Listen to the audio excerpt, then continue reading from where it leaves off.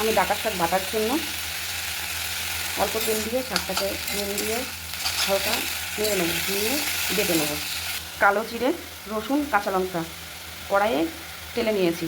একটু হলুদ দিয়ে দেবো।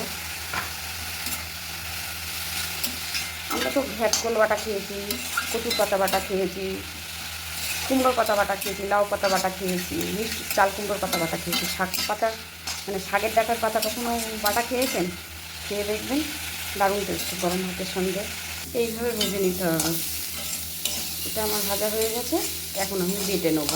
আমি কড়াইয়ে এখন সর্ষের তেল দিয়ে দেবো। ভালো করে গরম হয়ে গেছে, আমি এখন এই শাকটাকে বেটে নিয়েছিলাম সেটাকে আমি এখন দিয়ে দেবো।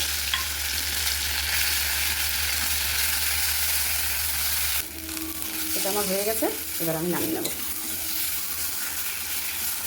আপনারা একবার এইভাবে বেটে খেয়ে দেখবেন, দারুণ লাগে বন্ধুরা। আমি আরও 3-4বার খেয়েছি, ভালো লেগেছে বলে আপনাদের কাছে রেসিপিটাকে নিয়ে এসেছি। ভালো লাগলে লাইক, কমেন্ট ও শেয়ার করবেন। টাটা।